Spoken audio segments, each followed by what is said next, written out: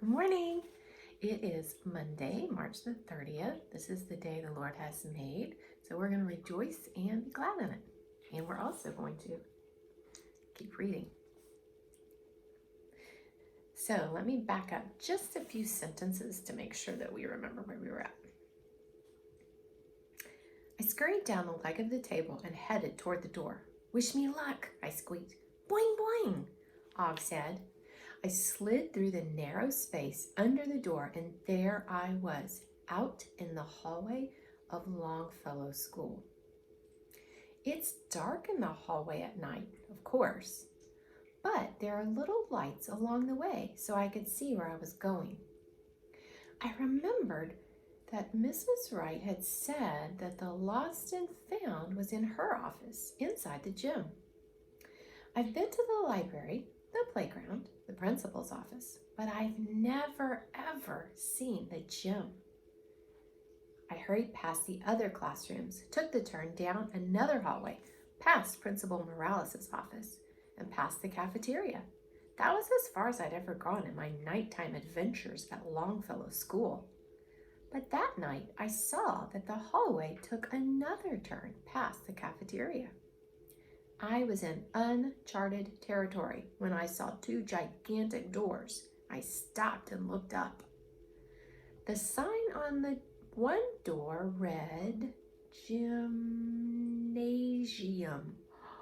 Gym was in the word, so this must be it. The doors were tall and looked heavy, but there was a narrow space below them. It was a little tight, but I squeezed through. Even in the dim lighting, I could see that the gym was enormous. Of course, everything looks large to a small hamster, but this was the biggest room I'd ever seen, ever.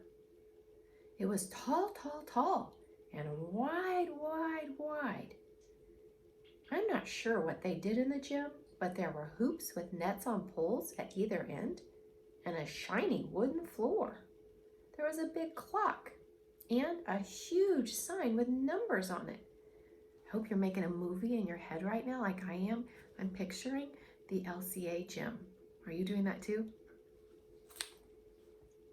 As large as the gym was, and as little as I am, I was determined to find Phoebe's watch.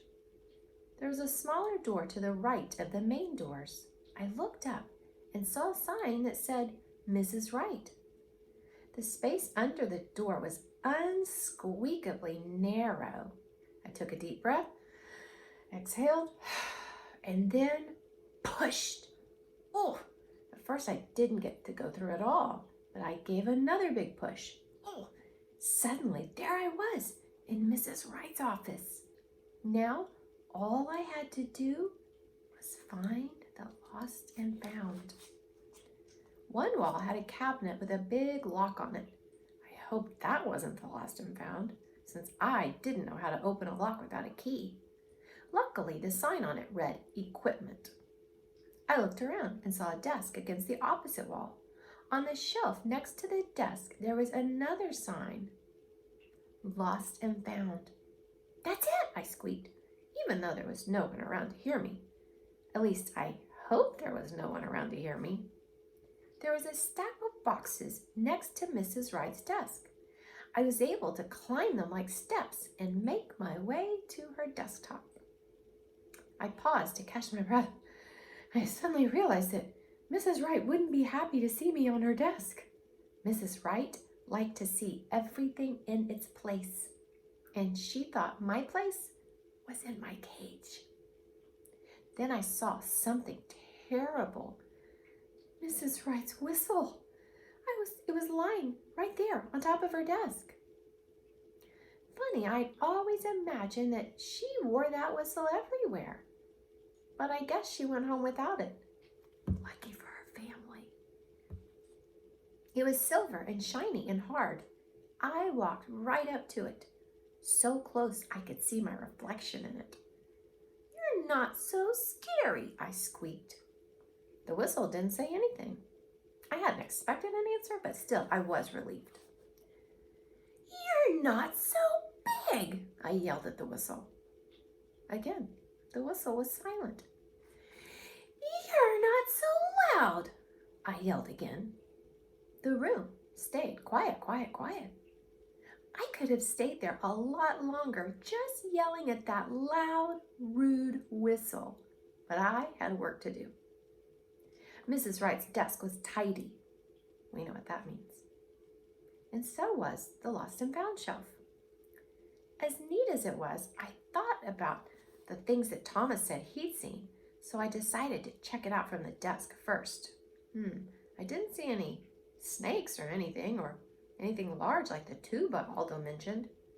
What I did see were large plastic bins labeled clothing, notebooks, pens and pencils, books, lunch boxes, jewelry, other. Jewelry? Phoebe's watch could be in that bin. I was able to hop directly from the desk to the lost and found shelf. As I hurried toward the jewelry bin, I could see through the little holes in the other boxes I passed. In the clothing bin, I saw a sweater with blue polka dots, one striped sock, a green mitten, a pink backpack, a single red sneaker. The next bin held dozens of pens, pencils, notebooks, a dictionary, and a book of music. Then there was the bin filled with plastic lunch boxes and a thermos. Ours would have a lot of LCA jackets in it, right? That all look the same. I finally reached the bin marked jewelry and stopped to peer inside. Oh, there were chains of gold and silver, sparkly rings, and those things girls wear in their hair, and big, bright, shiny things. But I was only looking for one thing, Phoebe's watch. I needed to take a closer look. I scrambled up the side of the bin, clinging to the edges of the holes. When I got to the top, I crossed my paws, held my breath, and dived right in. I landed with a clatter, clatter, clatter, and began to make my way through a sea of jewelry.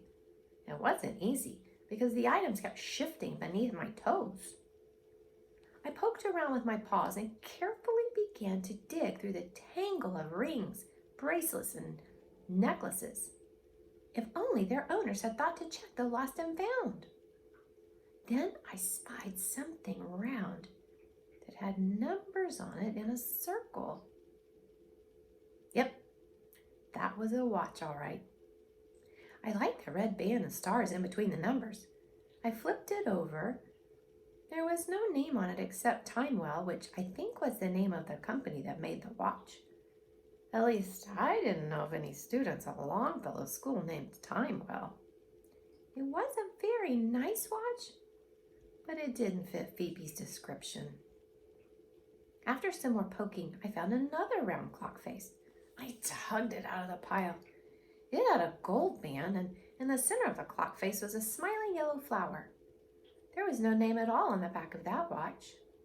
I heard Phoebe's voice in my head. My Daisy watch, she called it. Even Kelsey had called it your Daisy watch. Well, a daisy is a yellow flower. This had to be Phoebe's watch. To humans, I'm sure a child's watch doesn't seem too big, but it looked huge, huge, huge to me. I tried using my teeth to drag it an inch or two, but I soon realized if I dragged it all the way back to the classroom, it would probably get scratched and dented. I might get a little scratched and dented too. So I stopped and looked at the watch. The band was a stretchy circle, and it wasn't very big. Make a prediction right now. How's he gonna get this watch all the way back to the classroom? Stop and think. Make your prediction. I put my front paws into the center of the circle and lifted one side over the back of my head. I'm gonna stop right there and leave you hanging. Until tomorrow, readers.